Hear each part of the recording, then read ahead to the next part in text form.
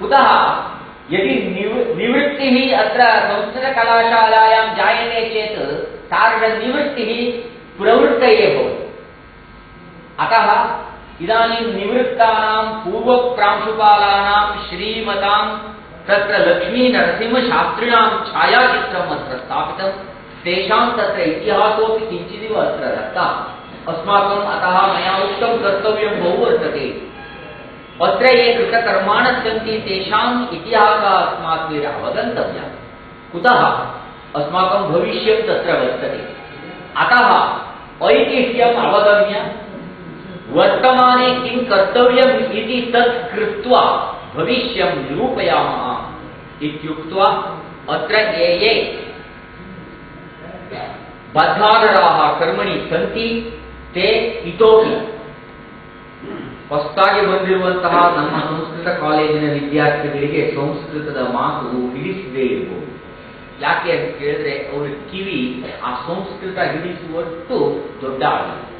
ಅದನ್ನು ದೊಡ್ಡ ಮಾಡಿ ಕೊಡ್ತೇವೆ, ಜವಾಬ್ದಾರಿ ನಮಗಿದೆ. ನೋಡಿ, ನಮ್ಮ ಅವಧಾನಿಗಳು ಒಂದು ಸ್ಪರ್ಧೆ ನಡೆಸಿದ್ದಾರೆ. ಅದು ಸಹಜ, ಎಲ್ಲರೂ ಸ್ಪರ್ಧೆ ನಡೆಸ್ತಾರೆ, ಅದೇನು ದೊಡ್ಡದಲ್ಲ. ಆದರೆ ಸ್ಪರ್ಧೆ ನಡೆಸುವ ಭಾವನೆ ಏನು ಅನ್ನೋದನ್ನು ನೀವು ಅರ್ಥ ಮಾಡ್ಕೊಳ್ಳಿ. ಅವ್ರ ಭಾವನೆಗೆ ನಾವು ಸ್ಪಂದಿಸಿದೆ. ನಾವು ಸಾಮಾನ್ಯವಾಗಿ ವಿದ್ಯಾರ್ಥಿಗಳ ಮನೋಭಾವ ಏನಿದೆ ಅಂತ ಕೇಳಿದ್ರೆ, ಎಂದು ಪರೀಕ್ಷೆ ಮಾಡ್ತೀರಿ ಅಂತ, ಪರೀಕ್ಷೆ ಇಂಥದ್ದು ಕಾಣಬೇಕು ಅಂತ ಗೊತ್ತಿದೆ. ಆಮೇಲೆ ಪರೀಕ್ಷೆಯಲ್ಲಿ ಏನ್ ವಿಷಯ ಅಂತ ಗೊತ್ತಾಗ್ಬೇಕು. ಮೊದಲು ವಿಷಯ ಗೊತ್ತಾದ್ಮೇಲೆ ಯಾವ ಪ್ರಶ್ನೆ ಕೊಡ್ತೀರಿ ಅಂತ, ಹೀಗೆ ಎಲ್ಲ ಗೊತ್ತಾದ ನಂತರ ನಾವು ಪರೀಕ್ಷೆಗೆ ಹೋಗ್ತೇವೆ. ಇದು ಪರೀಕ್ಷೆಗೆ ಹೋಗೋರಂತಹ ಲಕ್ಷಣ ಅಲ್ಲ. ಜೀವನದಲ್ಲಿ ಪರೀಕ್ಷೆ ಬರುತ್ತೆ, ಅದಕ್ಕೆ ಡೇಟ್ ಇಲ್ಲ, ಅದಕ್ಕೆ ವಿಷಯ ಇಲ್ಲ, ಅದಕ್ಕೆ ಅಂಕ ಇಲ್ಲ. ಆ ಜೀವನ ಪರೀಕ್ಷೆಯಲ್ಲಿ ಉತ್ತೀರ್ಣರಾಗಬೇಕಾದ್ರೆ ಪರೀಕ್ಷೆ ಎನ್ನುವುದು ಯಾವಾಗಲೂ ಕೂಡ ಅನಿರ್ದಿಷ್ಟವಾಗಿ ಬರ್ತದೆ. ವಿದ್ಯಾರ್ಥಿಗಳೇ, ನಿಮಗೆ ಎಲ್ಲ ವಿಷಯಗಳು ಗೊತ್ತಿರಬೇಕು. ಅದಕ್ಕೆ ನಾನು ಹೇಳಿದೆ, ನಿತ್ಯ ನಮಗೆ ಯುದ್ಧ ಆಗೋದಾದ್ರೆ, ನನ್ನ ಮಿತ್ರರು ಕೆಲವರು ಇಲ್ಲಿ ಬಂದಿದ್ದಾರೆ, ಇಸ್ರೇಲ್ ದೇಶದವರು ಸಂಸ್ಕೃತ ಓದೋದು ಅಲ್ಲಿಂದ ಇಲ್ಲಿದ್ದಾರೆ. ಅವರು ಅಲ್ಲಿಂದ ಸಂಸ್ಕೃತ ಓದೋರು ಇಸ್ರೇಲಿಂದ ಇಲ್ಲಿ ಬರ್ತಾರೆ. ಆ ಇಸ್ರೇಲ್ ಇರೋರಿಗೆ ಗೊತ್ತಿದೆ, ಪ್ರತಿ ದಿವಸ ಯುದ್ಧ ಇಲ್ಲದೆ ಹೋದ ಒಂದು ದಿವಸ ಅಲ್ಲಿಲ್ಲ. ಅವ್ರು ಯಾವಾಗಲೂ ಸಿದ್ಧ. ಹಾಗೆ ನಾವು ಪ್ರತಿ ದಿವಸ ಪರೀಕ್ಷೆ ಇರುತ್ತೆ ಎನ್ನುವ ಸಿದ್ಧತೆಯೊಂದಿಗೆ ನೀವು ಇರಬೇಕು. ಮುಂದಿನ ವರ್ಷ ಬರೋ ಹೊತ್ತಿಗೆ ನಾವು ಒಂದು ವಿಷಯವನ್ನು ಕೊಡ್ತೇವೆ, ಯಾವುದು ಅಂತ ನಮಗೂ ಗೊತ್ತಿರೋದು, 1 ಗಂಟೆ ಮೊದಲು ನಾವು ಕೊಡ್ತೇವೆ. ಆಗ ನೀವು ಬರೀಬೇಕು. ಅವಾಗ ನಾನು ಮೊದಲೇ ಗೊತ್ತಾಗಲಿಲ್ಲ ಅಂತ ನೀವು ಹೇಳಾಗಿಲ್ಲ. ಯಾಕೆಂದ್ರೆ ನಾವು ನಿಮ್ಗೆ ಗೊತ್ತಾಗಿರೋದನ್ನ ಪರೀಕ್ಷೆ ಮಾಡಬೇಕು ಅಂತ ಬಂದವರಲ್ಲ, ನೀವು ಗೊತ್ತು ಮಾಡ್ಕೊಳ್ಬೇಕು ಎನ್ನುವಂತಹ. ಹೇಗಿದ್ರು ನೀವು ಈ ಕಾಲೇಜಿಗೆ ಸೇರಿದಿರಿ, ಇಷ್ಟು ಸಮಯವನ್ನು ನೀವು ಕಲಿಬೇಕು, ಈಗಲೇ ನೀವು ಸಿದ್ಧತೆ ಮಾಡಿ. ಉತ್ತಮದಲ್ಲಿ ಪ್ರಥಮ ಬಹುಮಾನ ಬಂದವರಿಗೆ 4,000 ರೂಪಾಯಿಗಳನ್ನು ಕೊಡ್ತಾ ಇದ್ದಾರೆ. ಸೆಕೆಂಡಿಗೆ 2,000, ಫಸ್ಟ್ ಇಯರ್ ಓದೋರು ಮೊದಲನೇ ಬಹುಮಾನ 3,000, ಸೆಕೆಂಡಿಗೆ 1,500. ಹೀಗೆ ಅವರು ಪ್ರಭುವದ ಹಣವನ್ನು ಕೊಟ್ಟು ನಿಮ್ಮನ್ನ ಸಲಹುತ್ತಾ ಇದ್ದಾರೆ. ಅವರು ಯಾಕೆ ನಿಮ್ಮನ್ನು ಸಲಹುತ್ತಾರೆ? ಅವರು ನಿಮ್ಮಲ್ಲಿ ವಿಶ್ವಾಸ ಇಟ್ಟಿದ್ದಾರೆ, ಸಂಸ್ಕೃತ ಓದ್ತೀರಿ. ಈ ವಿಶ್ವಾಸಕ್ಕೆ ನೀವು ಭಂಗ ತರಬಾರದು. ನನಗೆ ಸಂತೋಷ ಆಗಿದೆ. ಮುಂದಿನ ವರ್ಷ ಆಗುವ ಹೊತ್ತಿಗೆ ಬಹುಶಃ 50 ಜನ ಸ್ಪರ್ಧಾಳುಗಳು ಸಿದ್ಧರಾಗ್ತಾರೆ.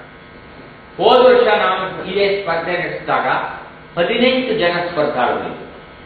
ಈ ವರ್ಷ 30 ಜನ ಸ್ಪರ್ಧಾಳುಗಳು ಬಂದಿದ್ದಾರೆ. ಇದು ಬಹುಶಃ ಹೊರಗಡೆಯವರಿಗೆ ಆಶ್ಚರ್ಯ ಆಗೋದಿಲ್ಲ.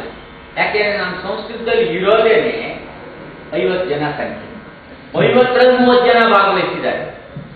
5 ಲಕ್ಷದಲ್ಲಿ 3 ಲಕ್ಷ ಜನ ಭಾಗವಹಿಸಿದ್ರೆ ದೊಡ್ಡದಲ್ಲ. 50ರಲ್ಲಿ 30 ಜನ ಭಾಗವಹಿಸ್ತಾರಲ್ಲ, ಅದು ದೊಡ್ಡ. ಆದ್ರಿಂದ ನನಗಿದಾಗಬಾರ್ದು. ನಾನು ಈ ಶಾಲೆಯ ಒಂದು ಭಾಗವಾಗಿ ಹೇಳ್ತೇನೆ. ನಮ್ಮ ಶಾಲೆಯಲ್ಲಿ ನಿಮ್ಮಲ್ಲಿ ವಿದ್ವತ್ ಓದೋರು ಎಷ್ಟು ಜನ ಭಾಗವಹಿಸಿದ್ದಾರೆ ಅನ್ನೋ ಪ್ರಶ್ನೆನೇ ಉದಯ. ವಿದ್ವತ್ತಿಗೆ ಓದ್ತಾ ಇದ್ದಾರೆ ಅಂದ್ರೆ ಭಾಗವಹಿಸ್ತಾರೆ ಅಂತ, ಮತ್ತೆ ಎಷ್ಟು ಜನ ಭಾಗವಹಿಸ್ತಾರೆ ಎಷ್ಟು ಜನ ಇಲ್ಲ ಅಂತ ಕೇಳೋ ಹಾಗೇ ಇಲ್ಲ. ಅಂತಹ ಭಾಗವಹಿಸುವ ನೀವು ಆಗ್ಬೇಕು ಅಂತ ನಾನು ಹೇಳ್ತೇನೆ. ನನಗೆ ನಮ್ಮ ವಿದ್ಯಾರ್ಥಿಗಳ ತುಂಬಾ ಕಾರಣ ಏನು ಅಂತ ಕೇಳಿದ್ರೆ, ಅವರಿಗೆ ಹೇಳದೆ ಹೋದ್ರೂ ಗೊತ್ತಾಗೋದಿಲ್ಲ ಅಂತ ಬಿಟ್ರೆ, ಹೇಳಿದ್ರೆ ಅದನ್ನು ಖಂಡಿತ ಮಾಡ್ತಾರೆ. ಆದ್ರಿಂದ ನೀವು ಮುಂದಿನ ವರ್ಷ ಈ ವರ್ಷನೇ ಹೇಳಿರೋದ್ರಿಂದ ಎಲ್ಲರೂ ಕೂಡ ಸ್ಪರ್ಧೆಯಲ್ಲಿ ಭಾಗವಹಿಸಿ ಯಶಸ್ವಿಗಳಾಗಬೇಕು ಅಂತ ನಾನು ಹಾರೈಸ್ತೇನೆ. ನಾನು ಈ ಕಾರ್ಯಕ್ರಮದಲ್ಲಿ ನಿಮ್ಮ ಜೊತೆಗೆ ಸದಾಕಾಲ ಇರ್ತೇನೆ.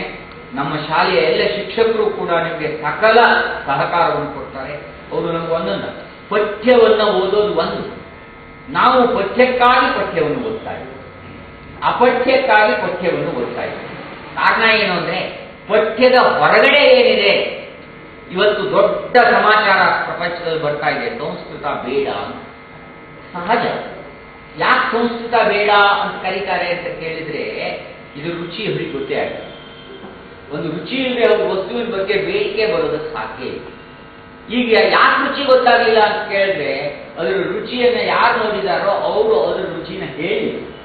ನಮ್ಮ ಅವಧಾನಿಗಳು ನೀವೆಲ್ಲ ತುಂಬಾ ಖುಷಿಯಾಗಿದ್ದೀರಿ ಯಾಕೆ ಅಂತ ಕೇಳ್ಬಿಟ್ಟು ನೀವು ಏನೇನೋ ಮಾಡ್ತಾ ಇರ್ತೀರಿ, ಏನೋ ಖುಷಿಯಾಗಿದ್ದೀರಿ, ನಮಗೂ ಒಂದು ಸ್ವಲ್ಪ ಆ ಖುಷಿ ಕೊಡಿ ಅಂತ ಹೇಳಿ ಅವರು ಆ ಖುಷಿನ ಬೇರೆಯವರಿಗೆ ಹಂಚಬೇಕು ಅಂತ ನಮ್ಮನ್ನು ಪ್ರೇರೇಪಣೆ ಮಾಡಿದ್ದಾರೆ. ನಾವು ಹೇಳ್ತೀವಿ ಏಕಂ ಸ್ವಾದು ನಮ್ಮ ಜೀತ ಅಂತ, ಸ್ವಾದವಾದದ್ದು ಒಬ್ಬರು ತಿನ್ನಬಾರ್ದು. ಹಾಗೆ ಈ ರುಚಿಯನ್ನ ಹಂಚಬೇಕು, ಅದು ರುಚಿಗೆ ಇರ್ತಕ್ಕಂತಹ ಉಚಿತವಾದ ಒಂದು ಔಚಿತ್ಯ. ಆದ್ರಿಂದ ಸಂಸ್ಕೃತದಲ್ಲಿ ರುಚಿ ಇದೆ, ಅದನ್ನು ಮೊದಲು ನೀವು ಅನುಭವಿಸ್ಬೇಕು. ಈ ಸಂಸ್ಕೃತದಲ್ಲಿ ಒಂದು ದೊಡ್ಡದು ಏನು ಅಂತ ಕೇಳಿದ್ರೆ, ಅವರೇ ಅನುಭವಿಸದೆ ಹಂಚೋಕ್ ಹೊರಟ್ಬಿಡ್ತೀವಿ. ಅದು ನಾವು ಮೊದಲು ಅನುಭವಿಸ್ಬೇಕು. ಈ ನಮ್ಮ ರಾಮಾಯಣದಲ್ಲಿ ಬರುತ್ತೆ ನೋಡಿ, ಪಾಪ ಶಬರಿ ರಾಮನಿಗೆ ಹಣ್ಣನ್ನ ರುಚಿಯಾಗಿ ಕೊಡಬೇಕು ಅಂತ ಆಸೆ ಇಟ್ಕೊಂಡವಳು, ಅವಳು ಆ ಹಣ್ಣಿನ ರುಚಿಯನ್ನ ಸೌದು ಪರೀಕ್ಷೆ ಮಾಡಿ ಇದು ರುಚಿ ಇದೆ ಅಂತ ಹೇಳಿ ರುಚಿ ಆಗುವ ಹಾಗೆ ಆ ಶಬರಿ ರಾಮನಿಗೆ ಕೊಟ್ಟು. ಹಾಗೆ ಈ ಸಂಸ್ಕೃತ ಸಾಹಿತ್ಯದಲ್ಲಿ ಎಷ್ಟು ರುಚಿಗಳಿವೆ, ಎಲ್ಲ ರುಚಿಗಳನ್ನ ನೀವು ಸವಿಬೇಕು, ಸವಿದ ಮೇಲೆ ಹಂಚಬೇಕು. ಇದು ನಮ್ಮ ಋಣ. ಈ ಶಾಸ್ತ್ರ ಋಣವನ್ನು ತೀರಿಸುವುದಕ್ಕೆ ನಾವೆಲ್ಲರೂ ಭದ್ರಾಗೋಣ ಅಂತ ಹೇಳಿ ನನ್ನ ಈ ಮಾತನ್ನು